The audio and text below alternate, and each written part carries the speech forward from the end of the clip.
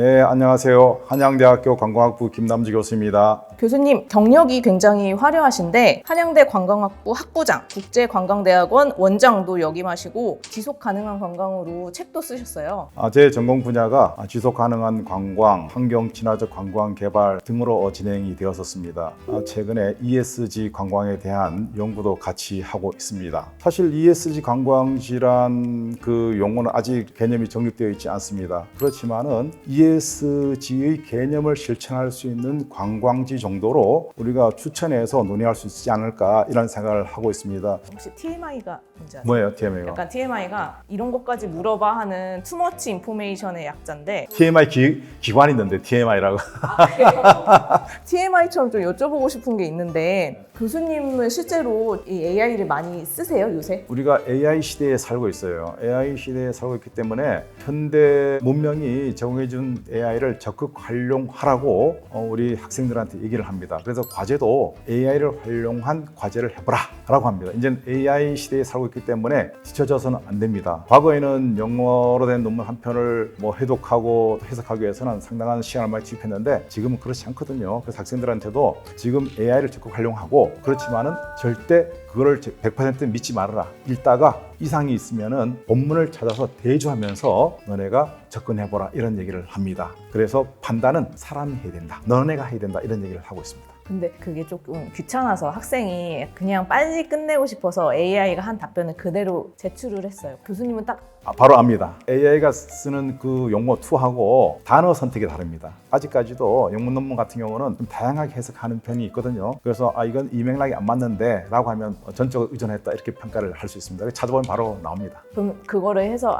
너 이거 AI가 쓴 거니까 뭐 다시 제출해 했던 게 실제로 그렇게 하고 있죠. 예. 학생 면전에다가 얘기하면은 그 학생이 좀 난처하니까 전체적으로 돌려서 얘기를 하죠. 그렇게 하면은 학생이 보면은 스스로 얼굴이 빨개져요. 교수님이 제일 많이 사용하는 AI는 뭐예요? 현재는 뭐 일반적인 것은 제미나이를 좀 쓰고 챗GPT를 쓰기도 하고 뭐 논문 아티클에 대해서 어떤 식으로 AI가 작동하고 있는가 하는가를 이제 살펴보기 위해서는 노트북 LLM인가 이제 그거를 한번 살펴보기도 하고 그래요. 요새는 여행 계획을 세울 때 AI로 많이 검색을 한다고 하는데 한번 물어볼까요? ESG가 가능한 국내 관광지를 추천해줘. 예를 들면 순천만 국가정원은 생태 보존과 지속 가능한 관광의 대표적인 장소야. AI가 추천한 것과 같이 ESG 관광지라 하면은 주로 생태 관광지라고 볼 수 있겠습니다. 순천만 같은 경우는 강 하구에 보면은 모래가 쌓이거든요. 그래서 그 당시에는 모래를 채취해가지고 산업자원으로 활용하는 그런 움직임이 있었습니다. 모래를 채취하게 되면은 모래가 강바닥에 완전히 뒤바뀌어 버립니다. 이것이 뒤바뀌어 버리면은 이 생태계에 큰 혼란을 주거든요. 그래서 생태계를 그대로 보존하기 위해서 모래 채취를 중지하라라는 것이 이제 순천 시민들의 염원이었었고 이것이 순천시에서 그대로 받아들이면서 모래 채취를 중지하고 이것을 보존적인 노력으로 전환하자는 그런 움직임이 있었고 그러한 움직임이 오늘날 순천마을을 아주 생태 관광지로 거듭나게 하는 밑바탕이 되지 않았나 그런 생각을 하고 있습니다. 순천만 갈대습지 쪽이 장애인들이 쉽게 접근할 수 있는 최적의 무장애 관광지라고 수상이 된 적이 있습니다. 사람들은 순천만 습지를 이렇게 다니면서 여러 가지 탐조하기도 하고 또 생태적인 것을 관찰하기도 하는데 그 데크가 아주 길게 놓여져 있습니다. 그리고 그 데크 위에서만 활동을 하기 때문에 자연 생태에 대해서는 손을 타치하지 못하는 그런 부분이 있기 때문에 관람자를 위한 생태 환경이 조성되었다고 볼 수 있겠습니다. 에버랜드 다음으로 제일 많이 찾은 관광지가 2019년 데이터는 에버랜드가 이제 가장 많았고 두 번째가 단일 관광지로서는 이제 순천만 습지하고 순천만 국가정원입니다. 2023년 데이터를 다시 찾아봤어요. 순천만 습지하고 순천만 국가정원이 780만 되고 에버랜드가 약 580만 명 됩니다. 200만 차이 나죠. 그러면 그 4년 사이에 에버랜드를 이긴 거네요? 세계 10대 테마파크에 속했던 에버랜드와 어깨를 견줄 정도로 순천만 습지하고 순천만 국가정원이 입장객 측면에서 엄청난 기록을 남겼기 때문에 자연 환경만으로도 사람들의 입장을 적극적으로 유치할 수 있고 또 지역사회에 많은 경제적 혜택을 남길 수 있겠다 이런 생각을 하게 됩니다. 자, AI 내가 한번 질문할게요. 30대 직장인이고 혼자 1박 2일로 순천만 습지를 여행하고 싶어. 아름다운 자연을 볼 수 있는 여행 코스를 추천해줘. 참고로 내향적인 성격이라 사람들과 많이 안 마주쳤으면 좋겠어. 한번 추천해줘. 순천만 습지라면 아침 일찍 용산 전망대에 올라서 한적하게 갯벌 풍경을 내려다보는 게 최고야. 그리고 순천만 국가정원 쪽에서도 천천히 산책로를 따라 걷다 보면 사람들 많은 곳은 피하면서도 자연의 고요함을 충분히 즐길 수 있을 거야. 그러면 순천만 습지하고 순천만 국가정원을 제대로 보려면 어느 요일에 방문하면 좋을까? 평일을 추천할게. 특히 화요일이나 수요일이면 주말보다 훨씬 한적해. 사람들과 마주칠 일도 줄어들어서 훨씬 조용하게 자연을 온전히 즐길 수 있을 거야. 순천만 이 일대를 1박 2일로 여행 스케줄을 잡아주면 어떻게 될까? 첫날은 아침 일찍 순천만 습지부터 시작해서 용산 전망대까지 천천히 걸어봐. 오후에는 순천만 국가정원을 둘러보고 저녁쯤 순천 시내에서 여유롭게 식사하고 숙소에서 쉬면 돼. 다음날 아침엔 조금 더 한적한 와온 해변에 들러서 바다도 보고 그 뒤엔 나간읍성 같은 고즈넉한 곳을 들러보면 1박 2일 코스로 딱 좋을 거야. 그런데 AI 아주 추천을 잘해주고 있는데 이 소스는 어디서 갖고 와? 내 머릿속에 저장된 지식과 경험, 그리고 일반적인 여행 정보들을 기반으로 너에게 딱 맞게 추천해주는 거야. 내가 한양대학교 관광학부 교수인데 나이도 좀 있고 근데 너네 반말하지? 좀 존댓말 할 수 없을까? 아, 제가 말투를 편하게 해서 당황하셨겠네요. 이제부터는 존댓말로 편안하게 말씀드릴게요. 바로 나오네. AI 순천만에는 흑두루미가 상당히 많은 개체가 있는데 어떻게 하면 흑두루미를 잘 볼 수 있을까? 그 팁을 알려줘. 순천만의 흑두루미는 보통 겨울에 찾아오니까 11월부터 2월 사이가 좋아요. 일출 시간대나 해질녘에 갈대밭 주변을 조용히 둘러보면 운 좋게 만날 수 있어요. 혹시 그럼 교수님은 순천만 습지 중에서 제일 인상 깊었던 장소가 어디예요?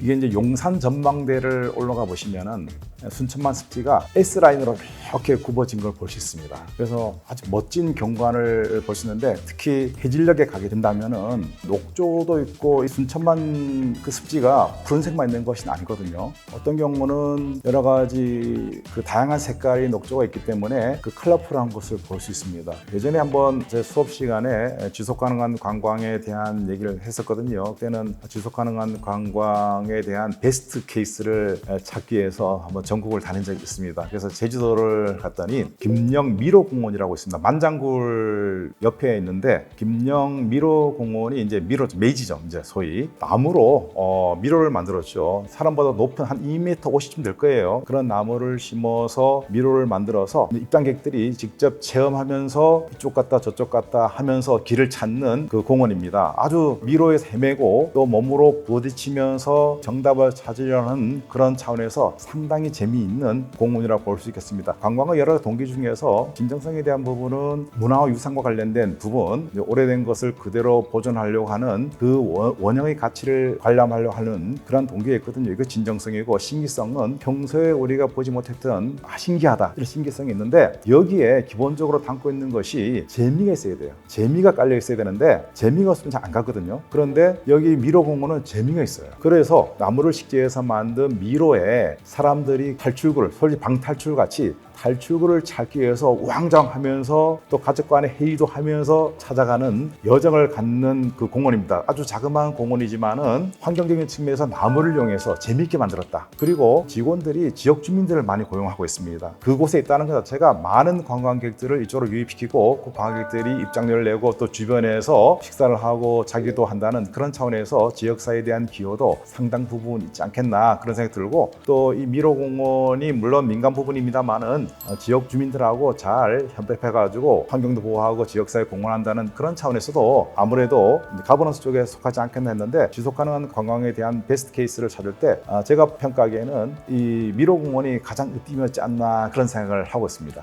저도 김영 미로공원을 가봤거든요. 근데 여기서 5분 안에 종을 올릴 확률은 5%, 10분 안에 종을 올릴 확률은 10%, 30분 안에는 80%, 1시간 안에는 95%. 근데 1시간이 넘어도 못 찾을 확률은 5%라고 하거든요. 근데 교수님이 여기 가보셨을 때 몇 분 안에 찾으셨어요? 저는 이제 미로공원을 28분 만에 그 종을 쳤어요. 근데 이제 성공하게 되면은 위에 올라가서 종 치게 돼 있거든요. 그 종 치는 시간까지 28분 걸렸습니다. 한 80% 정도 속한다 볼 수 있겠죠. 근데 5%, 이거 참 쉽지 않습니다. 이게 이제 웨이파인딩 해가지고 길찾기에 대한 인지 능력이 있어야 되거든요. 이것은 몸으로 왔다 갔다 해야 되고 몸으로 체험하고 몸으로 익혀야 되는 그런 부분이 있습니다. 그래서 길찾기 웨이파인딩에서 뭐 한 28분 정도니까 평균 정도 되지 않았나 그런 생각을 하고 있습니다. 그럼 실제로 5분 안에 들어간 사람 못 보신 거죠? 그분들은 아마 들고 뛰었을 거예요. 들고 이래 뛰고 저래 뛰고 해가지고 아주 결사적으로 탈출구를 찾으려 하지 않았나 이런 생각이 들고, 그리고 좀 더 경험이 있는 분들은 조금 그 환경이 익숙하기 때문에 좀 더 쉽게 찾지 않았나 그런 생각을 하고 있습니다. 직원들도 5분 안에 못 가겠죠? 직원들은 노상 거기서 작업을 하고 관리를 하기 때문에 아마 쉽게 찾을 거예요. AI 5분 안에 탈출구를 찾을 수 있는 방안을 마련해줘. 미로는 본래 길을 헤매는 맛이니까 제가 미리 출구를 알려드리진 않을게요. 대신 팁을 드리자면 손을 한쪽 벽에 붙이고 계속 따라가는 방법이 있어요. 그럼 오른쪽 손으로 벽을 짚으면서 간다는 것은 그 오른쪽 방향으로 가면 된다는 얘기인가? 맞아요. 한쪽 벽, 이를테면 오른쪽이든 왼쪽이든 딱 붙어서 계속 따라가면 언젠가 출구에 닿게 되는 원리예요. 물론 미로의 구조에 따라 조금 돌아갈 수는 있지만 방향을 꾸준히 지키면 확실히 나갈 수 있어요. 그냥 한 방향만 팬다라는 느낌으로 그냥 오른쪽으로만 쭉 가고, 만약에 장애물이 있어. 그래도 그 약간 돌아서 다시 오른쪽으로 계속 그럴 것 타고 같은데 가면 보니까 되는 이게 여러 갈래의 길이 있으니까 그래서 오른쪽을 고수하면서 가면은 헷갈리지 않고 잘 갈 수 있겠다 이런 답 같아요. AI 그 순천에는 순천만은 제외하고 도시라든가 다른 곳에서 ESG 관광 실천 가능한 그런 곳을 추천해줘. 그렇다면 서울의 서울로 1017을 추천할게요. 옛 고가도로를 친환경 녹지 공간으로 재생해서 도심 속 생태를 체험할 수 있는 상징적인 장소죠. 7017 아닌가요? 7017인데 이거는 고가도로를 거기에 이제 대형 화분을 놔두고 해서 사실 여름철에는 좀 덥거든요. 워낙 땡볕에 다니기가 쉽지 않은 곳이라서 생태 환경을 조성했다 하지만은 좀 적합하지 않은 그런 곳이라고 보시는 것 같고, 다만 이제 서울로 7017은 좀 기존 환경을 재사용했다는 측면에서는 표를 줄 수 있겠다 이런 생각이 들어요. 사실 도시 관광에서 ESG 실천 또는 생태와 가장 접근한 그러한 시설을 가진 것이 식물원입니다. 식물원. 그렇군요. 서울식물원. 서울식물원 같은 경우 그런 곳이 이제 동물원과 다르게 식물원이 식물 자원들 이런 보존도 하고 거기서 또 환경 친화적인 여러 가지가 나타날 수 있으니까 식물원이 도시 내에서 좀 ESG 실천이 가능한 곳이지 않겠나. 특히 식물원이 만약에 태양광이라든가 풍력이라든가 이런 에너지로 가동이 된다면은 더욱더 또 ESG 실천을 하고 있는 관광지라고 볼 수 있겠습니다. 오늘은 ESG 실천이 가능한 관광지에 대해서 논의를 했습니다만은 기본적으로 ESG를 구현하기 위해서는 생활 속에서 우리가 여러 활동을 할 필요가 있습니다. 과거의 것을 버리지 말고 재사용한다든가 지금까지 많이 사용한 것은 줄인다든가 이런 방법으로 우리가 생활 속에 실천할 수 있을 것 같습니다. 오늘 AI과 대담하듯이 질문을 하고 그랬었는데 AI가 알고 있는 것도 꽤 있고 또 AI가 한정된 지식으로 대답하는 것도 꽤 있었습니다. 재미는 있었는데 좀 더 우리가 구체적으로 여행 계획을 짜려면은 지방자치단체의 홈페이지, 관광 부분 홈페이지를 찾아가서 좀 확인하는 것도 필요하지 않겠나 그런 생각합니다. 여러모로 재미있는 AI과의 대담이었었고 유익한 ESG 실천이 가능한 관광에 대한 논의였다고 생각됩니다. 이상으로 오늘 대담을 마치겠습니다. 감사합니다.